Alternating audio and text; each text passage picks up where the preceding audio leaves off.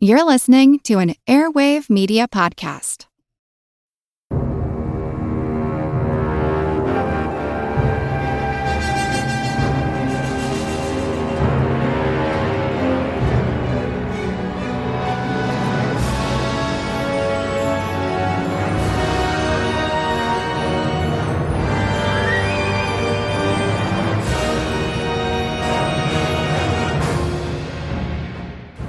Hey folks, welcome to a special bonus interview. Here is the rest of our interview with M. Scott Smith, where he's talking about some various editing projects that he's worked on over the years. We're talking about Mobsters, we're talking about The Crow, we're talking about Darkman.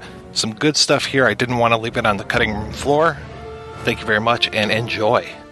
You've worked on so many fascinating projects. It's stuff that I'm a big fan of, especially, things like Darkman and The Crow. The Crow had to have been quite an amazing editing job just because of the tragedy that happened on set, try to salvage that film. That was one of those, you didn't see it coming, and when it happened, it was very a powerful recognition of what had happened to him, how it happened, and who was at fault. When we were working on The Crow, the majority of the stuff was shot at night. And so I would come in during the day and I would do my day work. I'd cut a bunch of stuff and, do what I normally do. And then the crew would come in the evening and they would shoot all night. So then, like the next day, I'd get the dailies and we'd, I'd run the stuff for the director before they'd go out and shoot. And I'd just continue to cut. And I came into the building one day and they said, "What are you doing here?" And I kind of looked at the production secretary and I said, "What do you mean?" She said, "Well, you must not know. Brandon got shot last night." I said, "What?" And that was, it was just like, one of those, like, "Are you kidding me?" moments. And they said, "Yeah, no, come on, let's go into your editing room. I need to talk to you." And then the producer, Bob Rosen, wants to see you.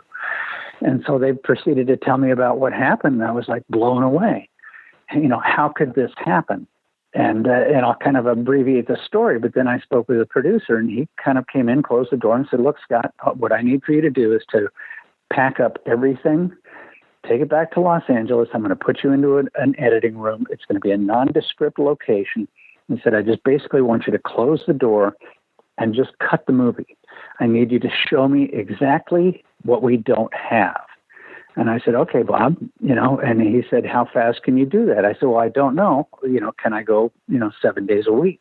He said, "Yes, I think we need to do that." Paramount was supposed to be the distributor, and now they're concerned, and they want to see what we do have and what we don't have. And so at that point, I said, "Great," and packed everything up. And the following day, we basically took off to come back to Los Angeles. And that's when I got word that Brandon's girlfriend was flying into town. He had been put on life support. He had basically flatlined. They were coming in to actually just, authorize them to take him off life support. And it was just, a very tragic situation that happened. And what I come to find out was back in Los Angeles, the FBI wanted to look at the dailies. They wanted to see what was captured on camera. And so, we had the dailies, and the film hadn't been sunk up.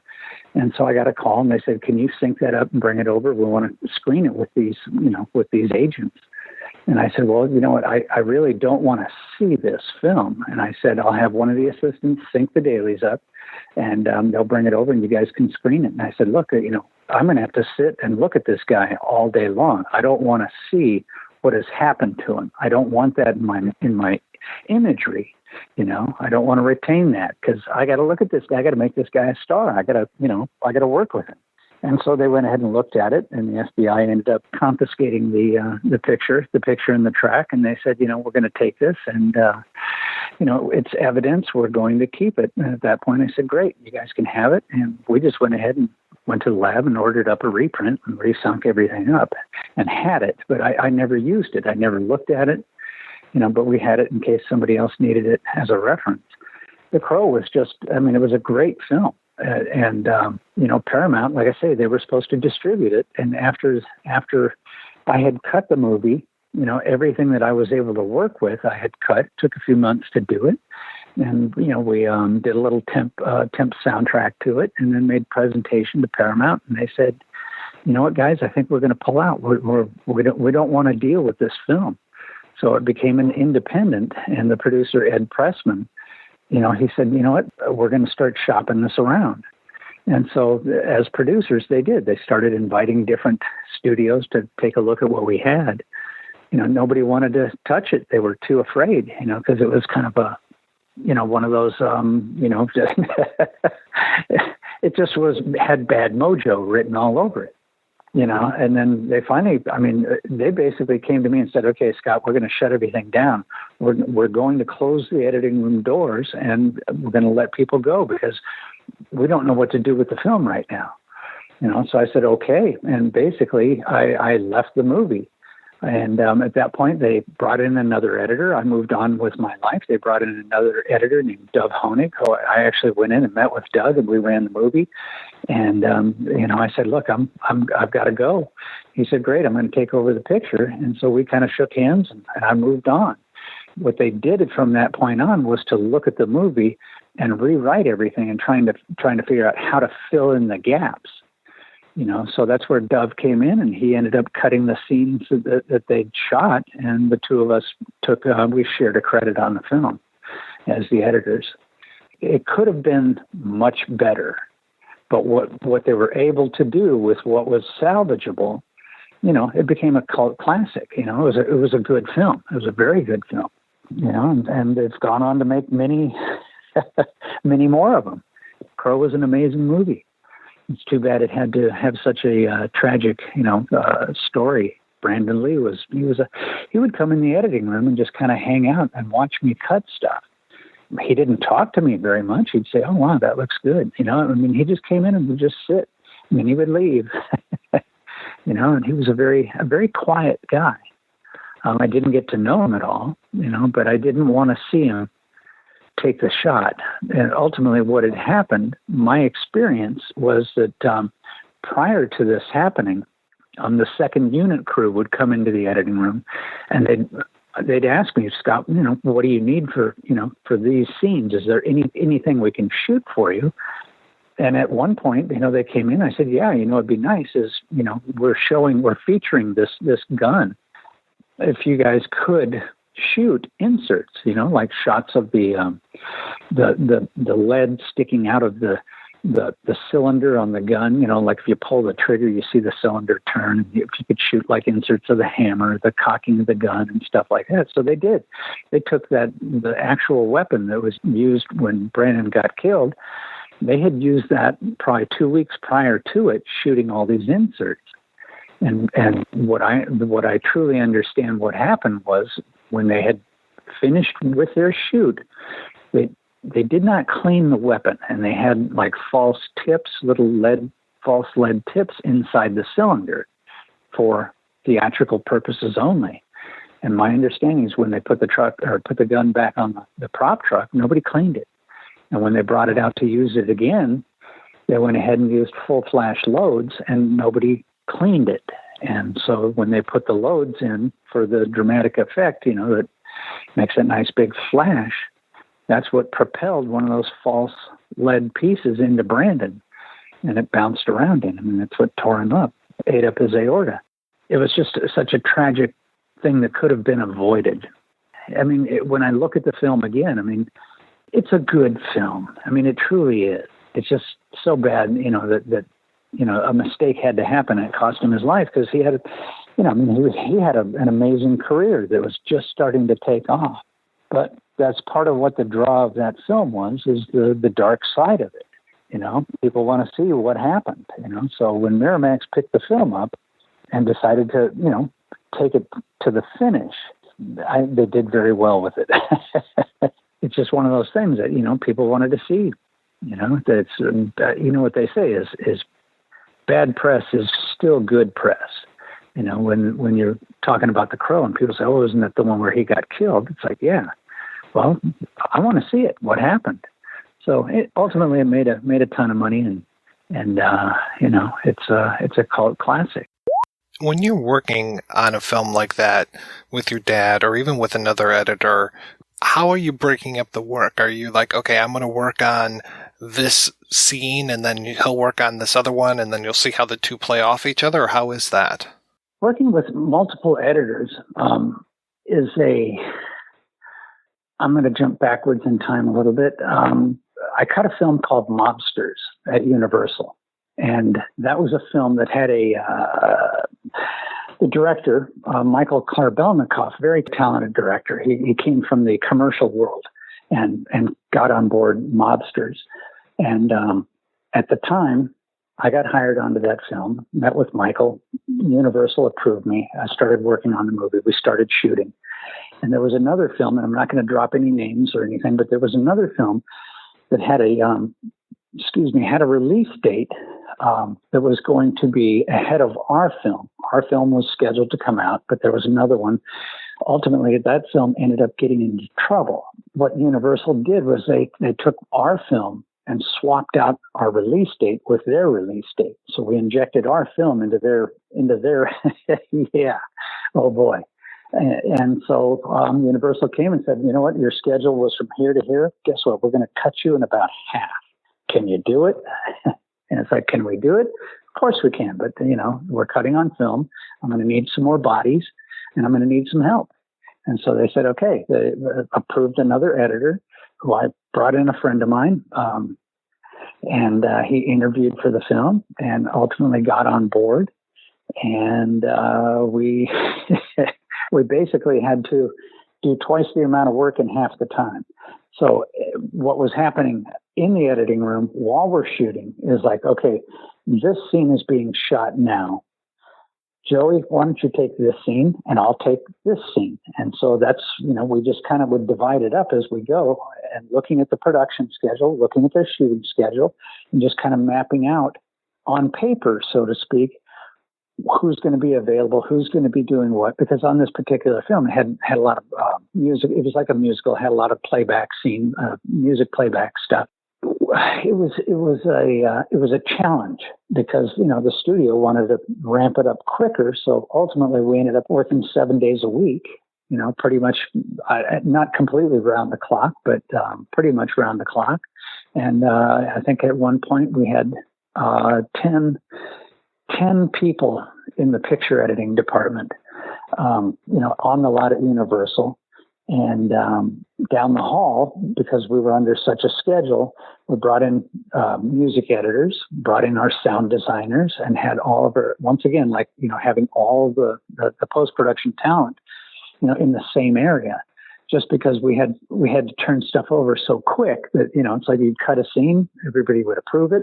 Okay, great. Let's move it on down the hallway. Send it over to music. Let them look at it. Okay, they're going to start bringing in some temp music. Okay, send it over to the sound effects guys. All right, start looking at backgrounds. What we're going to need here because we're going to have to loop this scene that didn't get recorded well. So we all, had to get this flow going. And ultimately, we ended up making the date. The film came out. It did pretty well. And how did we choose? Well, it just all depends on who's available and what scenes are coming at you. Because sometimes, they may shoot part of the scene, say in September, and they're not going to get to the rest of it until November. So you don't have a full scene to work with, so you put that aside, and just try to work on stuff where you actually have, a complete scene or one that's very close to being complete so that you can, put it together in an order that's going to, not only beat a script, but to also satisfy the director and, try and get a flow going, and then once you, like on Mobsters, it had a lot of action. It had some playback scenes, some dance numbers. It had a lot of different, what do I want to say? A lot of different flavors. So you got to find out who's better at doing what. Okay, well, here's an action scene. You want to take the action scene or you want to do the playback scene? And it's like Joey would say, okay, well, you know what? Here, I did the last playback. Let me do this action. I'd say, okay, great. I'll take the next playback. So we just kind of move it around, and get a little taste of everything. Every film has a different flow. Sometimes you'll just get a budget, that says, okay, here you've got X amount of dollars. You've got X amount of time. Can you deliver it and fill this? We've got to fill this theater. Can you do it? It's like, yeah, sure. What's it going to take? Well, I'm going to need at least 2 editors. I'm going to need 2 music guys. I'm going to need 3 of these. this is what it's going to take to get you into the theater. And, of course, the studios usually balk at it. But then when you look at it and say, okay, well, we're not going to make it, and they don't like hearing that. They want to hear, okay, we're going to make it, but, I'm going to need this. They don't always agree with it. But when you put it down on paper, it's like, okay, well, if I have these two guys and you get me my sound people now, we can get ahead of the curve. So when you want to actually put it into a theater and run it for an audience, we can do that. But if not, we're not going to make that. And that's when they usually say, okay, well, go ahead and do what you got to do because we need to make a presentation. Working with others, of course you want to take all the credit and do it all by yourself. But, there's just, when we're cutting on film as opposed to digital, you need more hands on deck. Nowadays with digital, they're trying to whittle the bodies down and try and get one guy to do all the work because it's all in a computer. Doing films nowadays, the budgets are coming down, the post-production schedules are getting shorter, and there's less time, to actually tune films, because the studios are like under the impression that because everything is digital, it can be done much faster. That's not necessarily the case. Just because it's on digital means you can play with it more, which means that the more you play, the longer it's going to take. Because you can do a lot more on digital than you can on film. The story you're telling about Mobsters reminds me of the adage about you can't take 9 women and have them give birth to a baby in a month. It's a one-woman job for 9 months. So it just must have been so intense to have all of those people working on the same thing at the same time. Yes, it's intense. It is intense. But if you have the right crew, having worked with these people many times on different features, who's going to be doing what, and choreographing that, and then getting your workflow down. It can be a pleasure because I can cut a scene, and I can call my assistant and say, okay, I'm done with this. Take it over here. Do this. Check sync on it. And you generate a workflow. And he's going to say, okay, from here I'm going to take it over to those guys. We're going to have to send it out. We're going to, make dupes and then pass those out to the sound designers. And it's like controlled chaos. But if you have the right people who know how to do their job, you don't have to, walk through and point your finger all the time. So I need this and do this and do that, because they already kind of know the flow. When you work in post-production, and I'm going to back way up, in post-production, there's a lot of wheels that turn when you're working on film. And so a lot of people that don't know how it all works are kind of mesmerized by how it actually works. When you're the lead film editor and you understand what your schedule is, and you understand what your deadlines are, you just basically kind of back up your workflow and say, okay, if we're going to make it here, back up 10 weeks, that's my dubbing schedule. Back up 5 weeks, there's my scoring. Back up 4 more weeks, that's what it's going to take me to turn over to visual effects. You just kind of back everything in. And then you look at the bigger picture and you say, okay, here we go, guys. This is our schedule. Put it on your calendar, map it out. I mean, nowadays it's all done in your computer, but in the old days we used to just write it all down, put it on cards, and put it on our wall, and say, okay, here's week 1 of filming. There's the theater date. Now let's just back it in and just try and get a workflow. And that's kind of how we used to do it. And you just kind of try and hit those dates. And once you get your editor's assembly, that's going to be the longest version of your movie. And at that point, what I used to do is send that version out, make a dupe of it, make a copy of it, put it in a film rack, and just leave that alone, and then just go ahead and start working on the movie with the director and start recutting everything. Because usually at some point somebody will say, hey, didn't you have, pull that old version out, let's look at that as a reference. And people, when you're cutting a feature film, it goes through a lot of different formulas. Just like it starts out with the editor's cut or the assembly, and it goes into your director's cut, and then the producers come in, and then the studio comes in. And so you have all these different versions of the same movie. It can become very time consuming and costly. I've worked on films where it may have had an 8-month schedule, but it took 16 months to get it done because, it wasn't meant to be done a certain way. Or, I did a film called Sniper, which I got called in to look at. It was a film that was in trouble. When I started working on the film, I basically asked them to give me time, let me actually take the entire film, take it all apart, because it was all cut on film. Let's reconstitute all the dailies. Give me a couple of weeks. Let me just sit down with the script and let me start recutting. Let me cut your movie for you according to the script. And as I was cutting that film together, I started to find out that they hadn't shot certain scenes.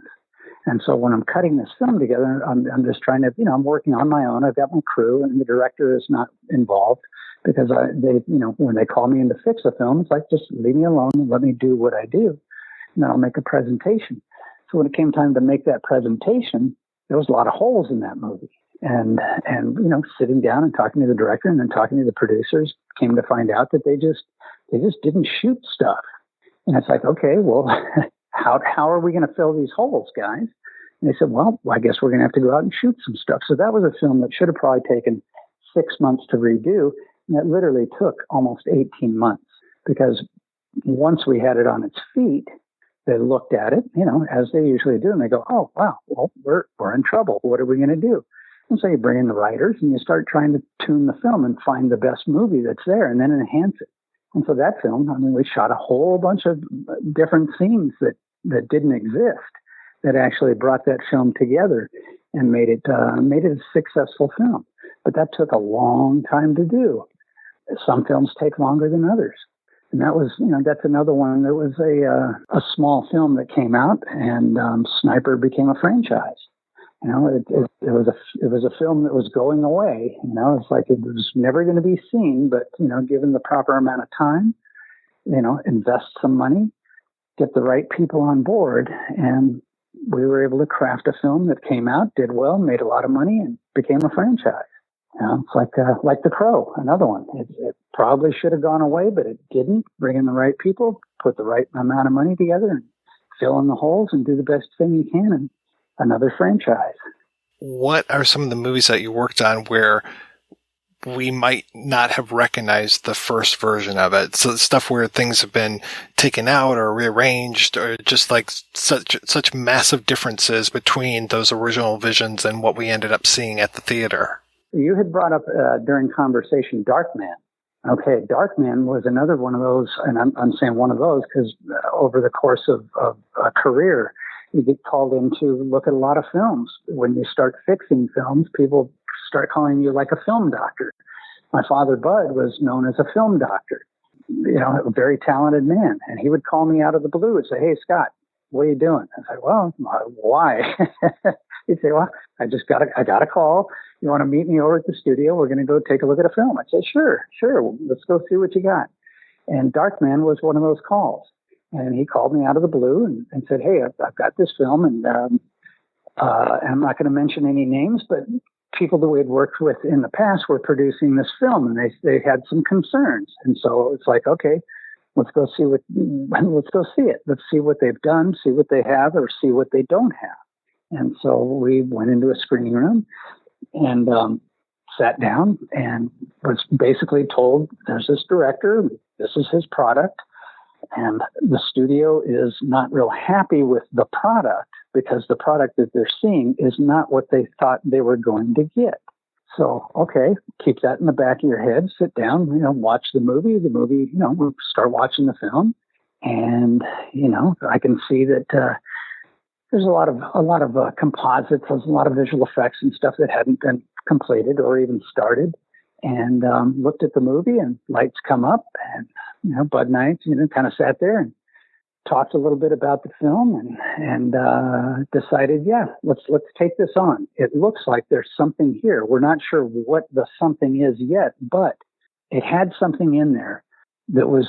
It looked like it was going to be cool. It's called Darkman. All right, well, read the script and you go, okay, cool. Well, it's Rob Tappert and Sam Raimi are doing this film. Oh, okay, great. Now, Now it starts to come together. All right. Well, Rob Tappert and Sam Raimi have a great sense of humor.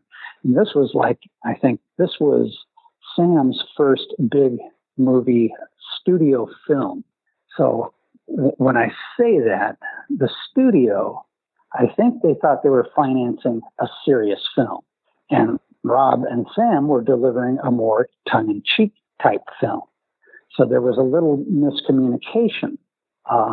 And as we start to work on this film, it's like you can start to see some of the tongue-in-cheek humor, but the studio wasn't, they thought it was serious. They thought it was going to be, a real action movie, which it was, but you had to have a little humor in there. You as an audience had to be able to recognize that some of this is just, it's a movie, guys. And it's supposed to be funny. What ultimately we ended up doing was recutting the entire film and trying to make it into a serious film, which it just wasn't there to do. So when we made our cut, our assembly, we watched it and it plays fine, but it's not a serious movie. So how do you make it into a serious film? Well, the studio wanted a serious film. Rob and Sam, they had tongue in cheek, that's what they wanted. So ultimately we delivered a finished version of the film, but it had to have the blend of both serious and comedic. And so, when you look at the movie, if you're familiar with it, when this guy's flying around hanging from the bottom of a helicopter, how serious is that? You have to be able to look at it and go, this is, you got to expand your mind and just take serious out of it. So when we were working on that and then developing the combination of serious and comedy and then making the presentation to the studio, it started to come together. They started to understand it. And then they got behind it. And that's what really helped that film, was getting all those, and I say talented people again, getting the talents together and then coming up with a game plan of how to make this film, how to market it, coming up with the proper trailers and stuff like that are going to sell this thing. Again, another one of these movies that it took a long time to do, and it had a lot of different versions. Now, the ultimate version that's in the theater is not the version that was on paper. So that movie took a lot of crafting to get the studio on board, all right, and then to tune it, and then to get some of Sam's humor in there. So enough of it that Sam was happy, and enough of it so the studio was happy. Because again, when you're working with some, and this is just my experience, working with certain executives, they just don't have a sense of humor sometimes. They just don't see it. And so then it becomes a challenge trying to sell them on it. Ultimately, that film, had to have a blend of everything. And when it came out, another one of these, it could have gone away, but, it ultimately came out, and I think it became a franchise also. So it's another one of those where it could have been put on a shelf and nobody would have ever seen it. It's ultimately the studio that makes the decision. Are we going to go forward with this, or are we going to just wipe it away? And so getting the call, here, this is the last ditch effort. Let's call these guys. Let's see what they can do with this. And ultimately they got their money's worth, and we delivered a good film. Something that made money. It helped Sam, helped elevate his career and move him up the ladder. And, he and Rob have gone on to make, amazing films. That's just one. Darkman. It was, Darkman almost went away, but Darkman got saved. And, it's just, it is what it is. It's Darkman. I've got a poster of it in my building down in Burbank. And I look at that and I say, yeah, that was a cool film. It was. It had a good combination of, talented people on board. Yeah, I always felt that was kind of a good working out of things for when he would do Spider-Man. Well, it was seriously, it was Sam's first big money film. That's his first studio, his first chance at, working in the big leagues. Sam's great. I love that guy. He's just an amazing guy. Another one of these sense of humors that, he's got it. What he's able to put on the screen, a lot of people don't get it. And that's where I was, oh God, my name is Bruce. All right. Bruce Campbell. I met Bruce Campbell on Darkman. He was, one of Sam's guys. He's an actor. He'd been in a lot of Sam's stuff. but he was also he was kind of involved in that film in post-production. And, before we got to it, Bruce was part of that, their team, I guess. And so that's where originally got to meet Bruce, get to know him a little bit, and along the way, I mean, I like Bruce, nice guy, good guy, he's a funny guy, but he wasn't quite the star he is today, so knowing Bruce and having worked with him a little bit, many years later, getting a call from Bruce, hey, I got this little film. It's called My Name is Bruce. Would you cut it for me? And I said, absolutely. I'd love to cut it. When I got to know Bruce, I mean, very nice man, very talented, a kind heart, just a good guy, and then getting a phone call to try and work with him on one of his own film he was going to direct. It's like, I can't say no to that, whatever. And being able to read his script, before he started shooting, and he had a shoestring budget on it, it's like, right, yeah, absolutely, whatever it takes, I'd love to cut this, just because I know what's going to happen. It's going to be one of those wonderful films that's completely tongue in cheek, and just it'll be fun to work on, just to work with Bruce, but then to watch Bruce do what he does, you let him go, let him direct. I mean, he's got a great sense of humor. And, being able to cut My Name is Bruce was a pleasure. And again, shoestring budget, there wasn't any money, but it was all about working, getting a couple of good people together to cut a movie. You direct it, just send me what you got, I'll cut it, and then we'll get together when you're available, and we'll tune it, we'll make it come to life. And that's what happened. He shot it, sent us the footage. I would cut it and, try and get it into a place where it's presentable, and, send him a presentation. He'd say, great, I'm going to be coming into Los Angeles. Let's get together. I've got like 3 weeks. Like, awesome.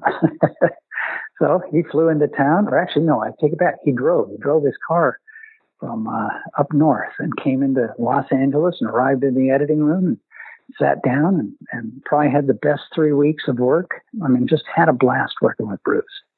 A lot of laughs. And, he actually had a vision in his mind that he wasn't able to capture, to shoot when he was shooting. So when he came back, we started working on his version of the movie. And he said, I'm going to do this. I want to insert these guys here. I got to go shoot these guys singing. I said, what? He said, yeah, no, just trust me. It's going to be awesome. So he did. He went out, shot this footage, and it showed up, and I started cutting it all together. And he said, he came into the cutting room and said, here, put this here, put that there, put that there. Because it wasn't really scripted. It's just an idea that he had. And he captured it and recorded the guys singing. And we went ahead and cut, there's little cuts of these guys singing this song. And ultimately, it's just another one of those filmic things that if you weren't there, you wouldn't know how it came together. But when somebody has a vision and they say, you know what, I'm going to make this work. And then all of a sudden they bring it to the table and you're looking at it and you're going, I really don't see it. But then you go ahead and cut it together. And it's like, wow, there it is. You know what? You were spot on. This actually, it's actually going to work, man. Good idea. And working on My Name is Bruce was a combination of experimentation and Bruce actually shooting stuff, knowing exactly what he was going to get by doing it.